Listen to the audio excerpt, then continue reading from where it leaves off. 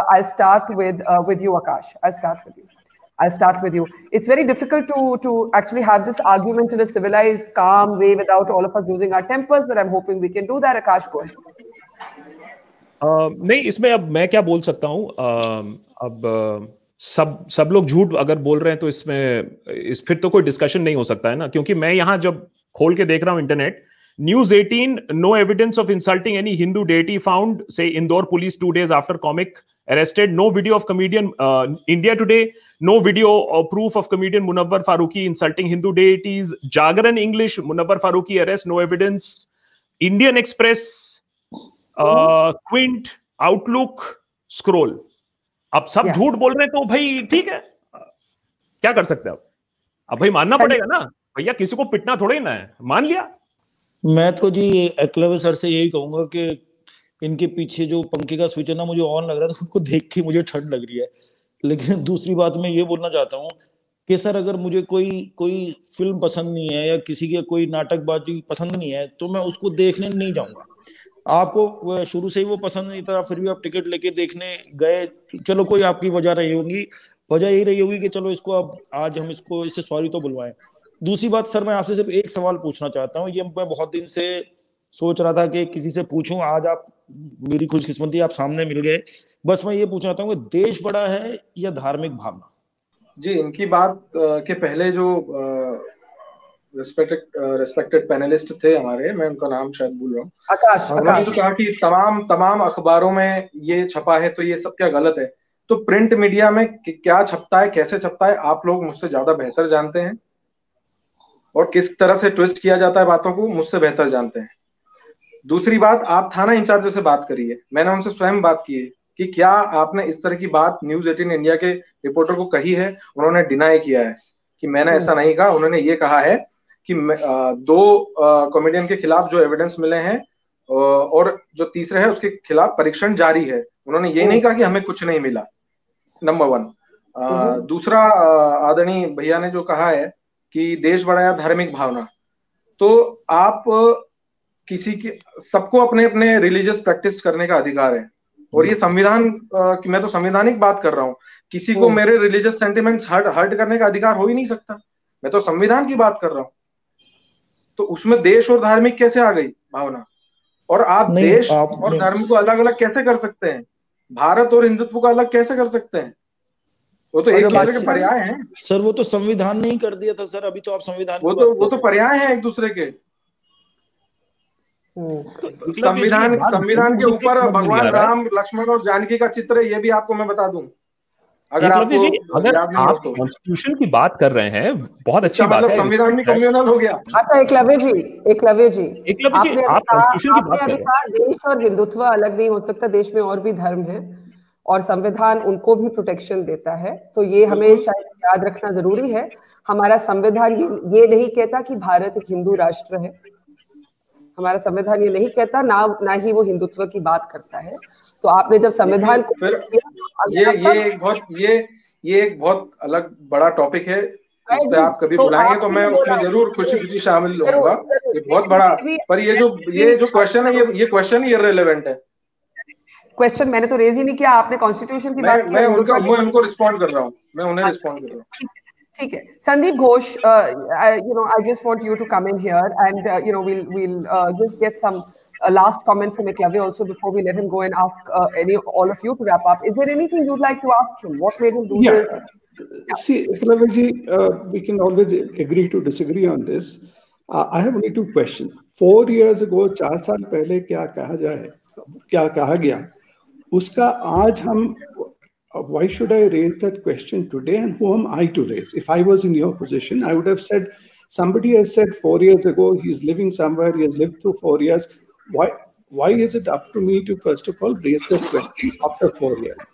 Secondly, even if I have gone there and if I found something objectionable, what you did is very right. You recorded everything. I could have stood up there, raised my objection with the other audience that how are you listening, etc. They may have chosen to stay or not chosen to stay, but you have the evidence. With that, you could have just gone and filed an FIR that this person has done this, so action should be taken against him.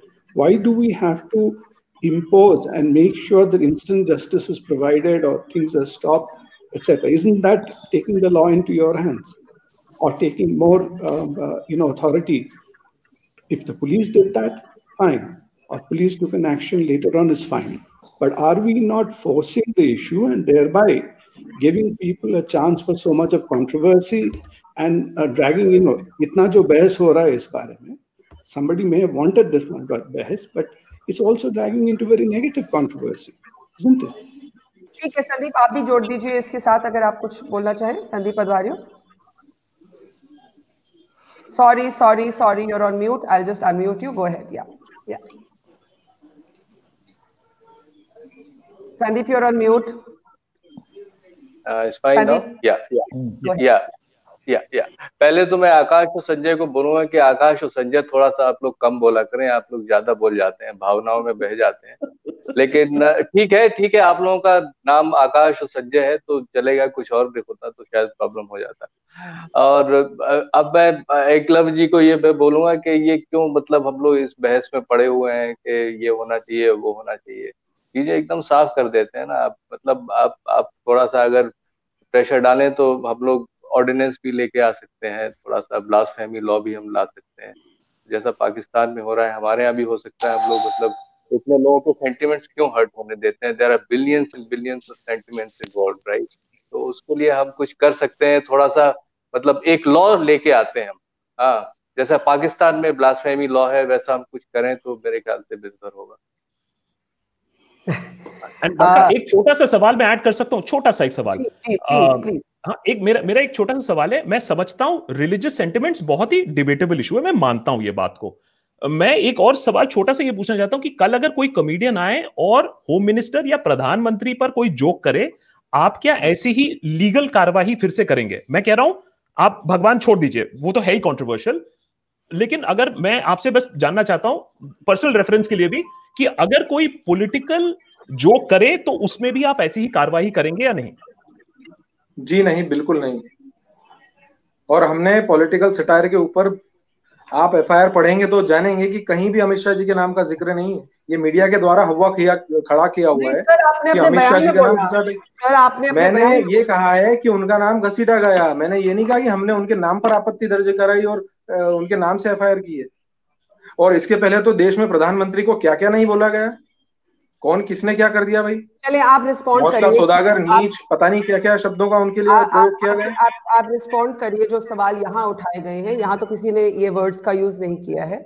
People have wanted to know why you didn't take a different approach. People have wanted to know, haven't you heard the आप मुझे बताइए और क्या approach ली जा सकती थी? Strict legal action के अलावा और क्या अप्रोच हो सकती थी? और वही हमने किया है। आप शो पे क्यों गए? शो पे गए हम एविडेंस भी इकट्ठा नहीं करें, और अगर हम बिना एविडेंस के एफआईआर करते तो आप ही लोग हम पर चढ़ बैठते कि ये क्या कर रहे हो, ये क्यों किया, बिना आधार के आप बात कर रहे हो। हमने तो पूरी योजना पूर्वक काम किया, हमने शूट किया। शो को फिल्म करके जाके एफआईआर फाइल कर देते।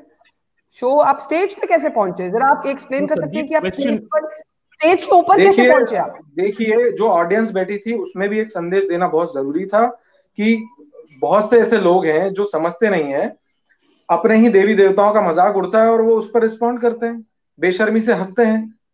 मैंने ऑडियंस को विनम्रता पूर्वक, दृढ़ता पूर्वक अपनी बात कही कि आप क्या कर रहे हैं, अपने अंतर्मन में झांकिए। केवल ये हमारा उद्देश्य था।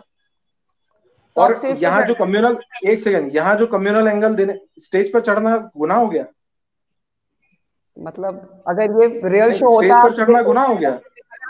कोई शख्स लगातार 4 साल से बेशर्मी से और सीना चौड़ा करके वही सब बातें लगातार करे जा रहा है, उसको रोके भी ना हम।